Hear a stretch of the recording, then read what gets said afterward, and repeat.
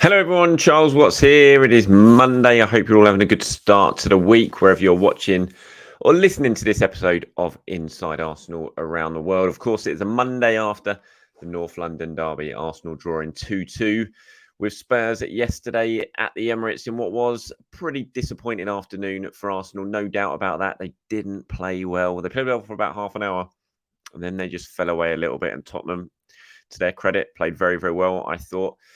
Controlled the game at times in that second half, and they certainly thoroughly deserved the point that they got in the end. But I think Arsenal today will certainly be looking them back on that yesterday as a big missed opportunity. 2 points dropped. They didn't play well, but they still probably should have won that game. They led twice. They threw the lead away twice. Certainly in case of the second goal, they threw the lead away and let Tottenham back into a game that probably they shouldn't have been allowed back into. So we'll look at that in a lot more in depth in today's episode, give my thoughts on what went on. We'll look at what Mikel Arteta had to say. We'll look at the injury issues that are hampering Arsenal at the moment. Maybe talk about strikers a little bit. Once again, that is a big talking point right now following Arsenal's failure to convert. Certainly one very big chance yesterday, which would have changed the game, no doubt about it. So we'll look at that. I've got some questions or some comments certainly from you, sharing your opinions on what you thought of yesterday's game, and some of the big issues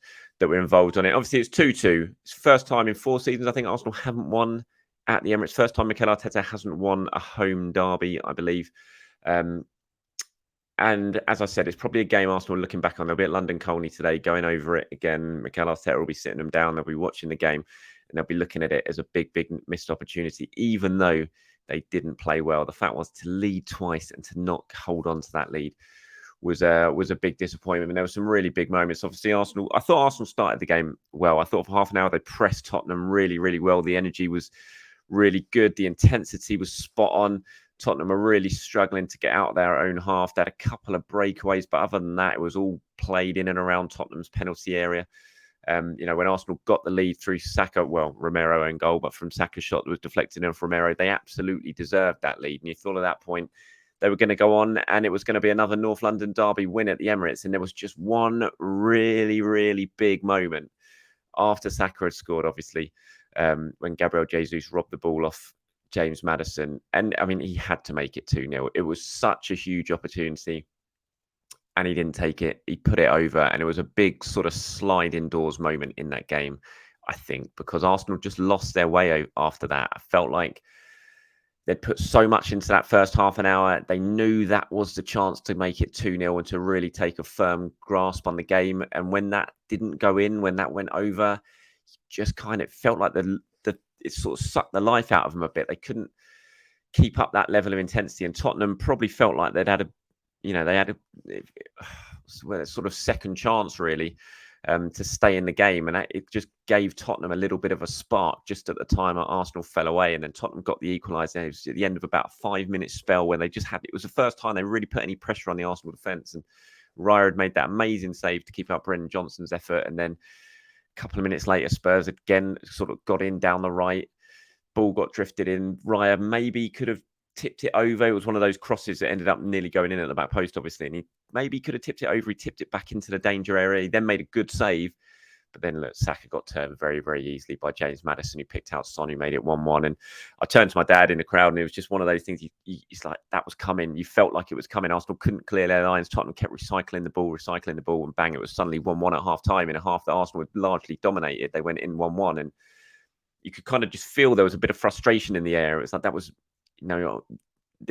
they'd given it away. They'd given Spurs a goal that was an avoidable goal. And so many times we say that at the Emirates at the moment, that Arsenal just conceding these goals at home that they shouldn't be conceding, just really avoidable goals that they're gifting the opposition. And never was that more obvious than in the second half when Arsenal getting themselves back in the lead. The penalty, I think it was a handball. I don't think you can not give that as a handball. I do think the handball rule is so bizarre in terms of you don't really know. Well, I don't really know when I look at things, what the officials are going to deem handball or not. But you look at that, it was a shot that was going in, and I think it had to be given as a handball. And Saka scores a penalty, 2-1, although Arsenal aren't playing well.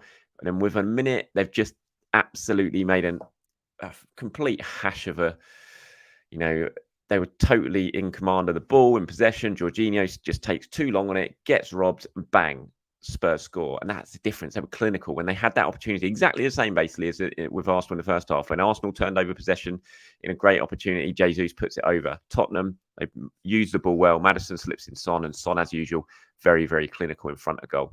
And it was 2-2. And that little bit of momentum that Arsenal got suddenly taken away again. And it was just the story of the game, I thought. The story of Arsenal's performance. Whenever they had an opportunity to really take a grasp on it, they gave it away and they let Tottenham back in it. And yeah, really, really disappointing. I mean, when you look at the stats from the game, they tell their own story. It was a very even game. Like I said, I thought a draw was, a fair result. I think Arsenal could have won it, but they could have lost it as well. So I think it's a fair result. 13 shots each, 6 on target for Arsenal, 5 for Spurs. Spurs had a bit more possession, which doesn't surprise me really, because that's certainly in the second half for a large chunk of it, I thought they controlled it pretty well. They had more passes. Arsenal let them have the ball a lot at the back. They tried to press. They did it well for the start, but in the end, Tottenham started to play around that press and they started to look a threat. And you've got to give Tottenham credit. I thought it was a good performance. Arsenal had plenty of corners. More than Spurs, 11-4, but couldn't really take advantage of them. Although I think the penalty came from a corner, didn't it, when the ball broke for Ben White in the box when his shot was blocked. But those stats just tell their own story. It was just a really close North London derby. Tottenham arrived full of confidence after the start to their season they've had. And Postecoglou had said in the build-up that they were going to try and take the game to Arsenal. And to be fair to them, they did just that. They played pretty well. They played more than well. I think one thing that I'm holding on to in this, and I am disappointed, there's no doubt I'm disappointed. It feels like 2 points dropped for Arsenal. Well, it is 2 points dropped for Arsenal. There's no getting away from that. But, I didn't think Arsenal played anywhere close to being close to their best. Tottenham played very, very close to being the best, I think, and it was 2-2, and Arsenal still could have won that game. So I don't feel totally disappointed by that, but and I think with Arsenal, the injuries are certainly a big, big issue. I think, and they're racking up. Losing. I don't think that second half pans out the way it does. Had Declan Rice stayed on the pitch, losing him at half time to injury was a big blow. On top of the fact that Thomas Partey obviously wasn't there on the left hand side, there was no Martinelli, so you thought that's fine. Trossard's playing really well. He's going to play, and then Trossard picks up a muscle injury in training. He misses out. And the injuries just taking their toll. Some really big players there. You want them involved in these sort of big games, and the fact that they weren't was a disappointment for me. I have to say, I did not like the starting 11. I don't see why Reece Nelson didn't play. For me, if Martinelli's not there and Trossard's not there, you just play Reece Nelson and you play Gabriel Jesus up front. Jesus has played so well in midweek as a striker. To bring Eddie Nketiah back in and play him as a central striker and to move Jesus out onto the left, just as soon as I saw that lineup, I was like, I don't like that. I don't know why he's done that. Surely the whole reason for keeping Reece Nelson, for giving him a contract, is to play him when he needs to be played. And that was a game where he felt like he needed to play. And to move Gabriel Jesus to the left to accommodate the absence of Trossard and Martinelli, I just didn't like it at all. And it just felt a bit unnecessary, I thought. And then Mikel speaking after the game, he sort of referenced his feelings on it. He said disappointed not to win the 3 points, especially when you go twice in front in a home game, when you have the opportunity to win it, especially the moment we conceded the goals. We had control of the game. We could have scored at 2-0 with a situation with Gabby. Then you concede a goal and you have to bounce back. And we did. We scored the goal, and it's a shame within a minute you concede the other one. I think that affected the team quite a lot emotionally. We lacked some composure on the ball to get more passes into the final third, and it became a little bit more transitional game. That's a risky one to play against them. And then we pushed in the last 15, 20. We push. But we lacked probably the quality in the final pass as well as to get the most out of the game. I thought Arsenal did after that spell. Certainly, I think when Tottenham took off Son and Maddison, that changed the game in Arsenal's favour a lot. I thought the last 20 minutes or so, it looked like if someone was going to win, it was probably going to be Arsenal. Whereas 20 minutes before that, I felt like Tottenham looked the more likely to go on and win the game. I think the changes there with Maddison and Son gave Arsenal a little bit of momentum back in that one. But look, I think Tottenham would have felt very hard done by had they not got at least a point from that game. Yesterday, Declan Rice's injury, Mikel said he had discomfort in the back. He was telling us during the first half he wasn't comfortable. When we assessed him at half time, he couldn't continue, so we had to change him. He was asked if it's going to be out long term. He said, hopefully not. We have to assess it. It's strange that a player like him asked to come off because he wasn't comfortable. Hopefully not, but we'll see. He said that Fabio Vieira's substitution at half time wasn't an injury one. It was a tactical decision. And when he was asked about how the squad is suffering of injuries, he said it was already a test today because we missed 5 big players, but it's what we have. We need to give trust and opportunities to the other one. We have a game every 3 days, and that's the level we have to show. See, when he says there, we need to give trust and opportunities to the other ones, that's where I just look at his starting lineup for the game, and I think, well, that's not really, those words that you're saying there aren't really backing up your actions, because surely you give trust to Reece Nelson there. If you're without Trossard, you're without Martinelli, Nelson's come on, he's looked sharp. He looked sharp in midweek against PSV when he came on. So reward him with a start against Tottenham. Don't move things around and play Jesus out of position on the left, playing Nketiah up front. And Nketiah really struggled throughout the game. He stayed on for the whole 90 minutes, which he was very fortunate to do. I think probably because Jesus hasn't played much football, that Arsenal probably felt that, and the medical staff and Arteta probably felt that keeping him on for 90 to 100 minutes was a risk, and you didn't want to take any risk with Jesus. That's clear. But yeah, I thought Nketiah staying on for the whole game was quite fortunate for that. I was saying to my dad at half time, actually, I was like, I think this is a game to potentially bring Kai Havertz on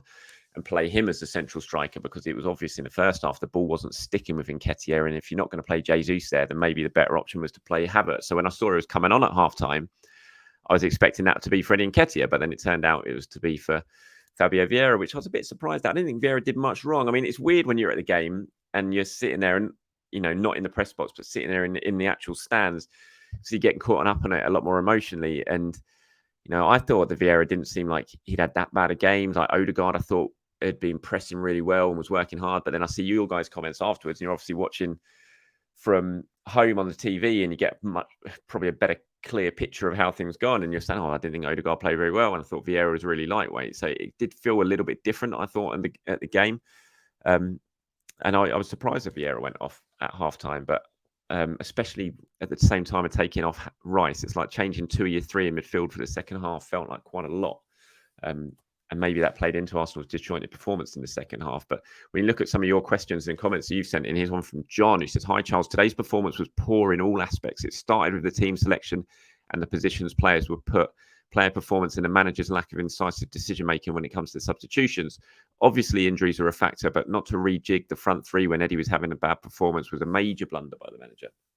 And I kind of agree with that. I felt it was just obvious it wasn't really working with Nketiah. He was getting frustrated. I think the foul, where he was very lucky not to get sent off, I thought, for the foul on the goalkeeper in the second half, I think that was born out of frustration. He knew his performance wasn't very good. He wasn't holding it up. Arsenal weren't getting much out of him.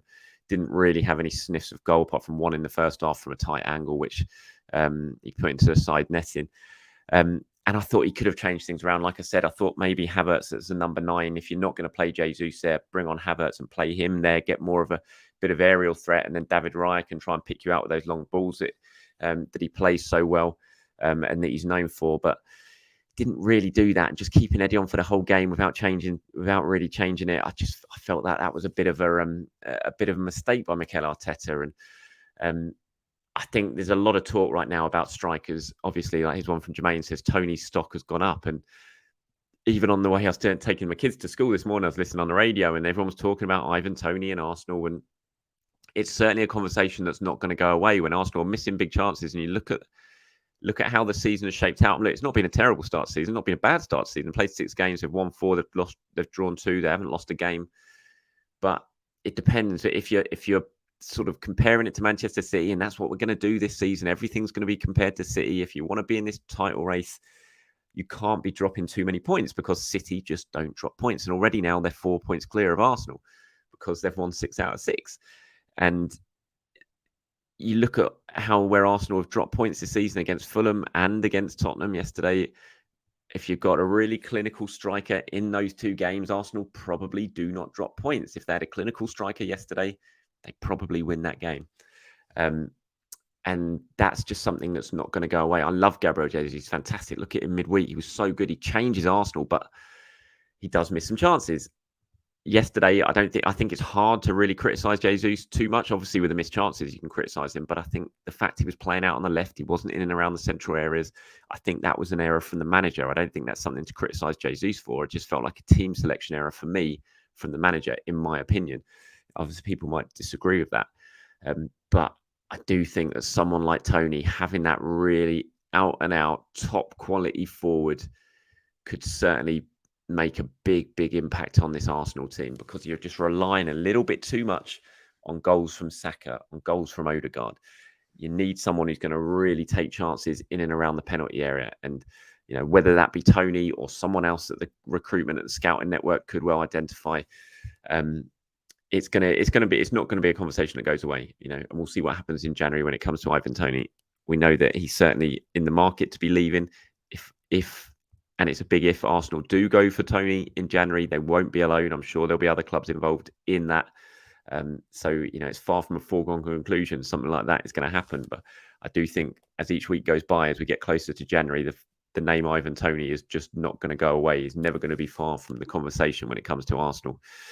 Here's another one. It says, I don't understand why Nelson didn't start. What's the point of giving him a new contract if he doesn't warrant a starting place? He looked sharp literally all year when he's been given a chance. The club rewarded him with a contract. Why not use him then? And look, it's exactly what I've been saying. I don't really understand that decision. When Mikel sits there in the press conference afterwards and he talks about rewarding players with a chance, this was the perfect opportunity to do that.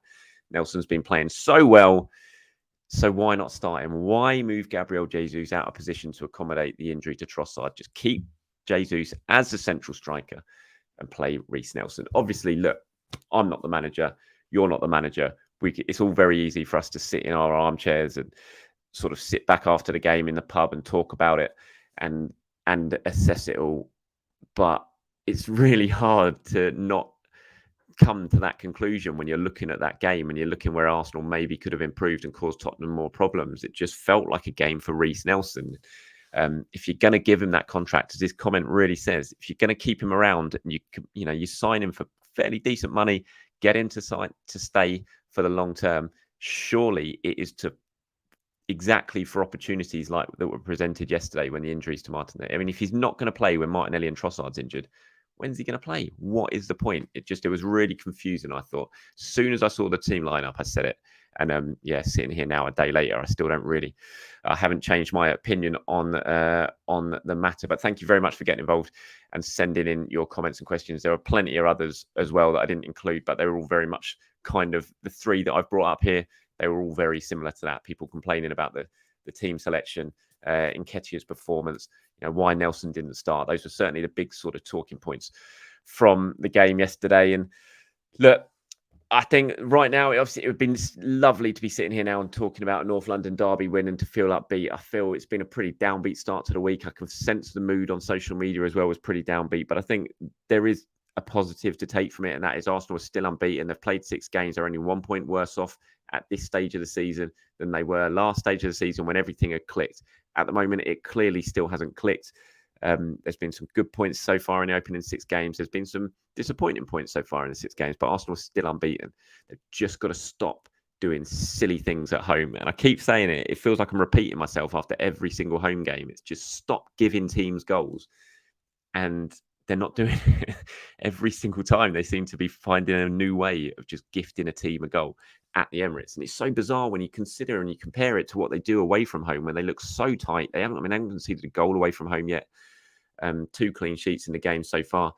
But then at home, they're just basically throwing goals into their own net. And it's something that you've got to stop. And Mikel Arteta has to find a way of stopping it. It's hard yesterday. I mean, Jorginho, who I think has done very, very little wrong since he's arrived from Chelsea. I think he's been a really good signing. That was one of the first real sort of mistakes he's made. And he got absolutely punished for it in a very clinical fashion by Tottenham.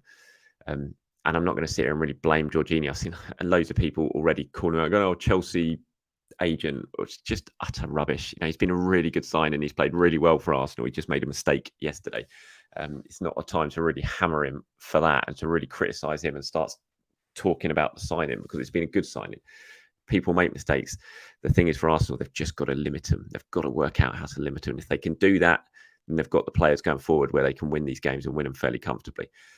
But we shall see. Let me know what you guys think. It's Inside Arsenal returning tomorrow, myself and James Benge in the evening. So if you want to get involved in that, you want to fire in any sort of questions or comments for myself and James to discuss, then please do that. Just leave a comment in the video, in the section below. I'll be back tomorrow in the morning with my usual daily show. We'll turn our attentions towards Brentford, look at who might be starting in that game, what Mikel Arteta could do, who he could bring in, who he could give opportunities for. So yeah, keep your eyes peeled for that. And then, like I said, Inside Arsenal returning later on in the day tomorrow. Until then, everyone, have a very good Monday wherever you're watching or listening to this around the world. Thank you very much for tuning in. I'll speak to you very soon.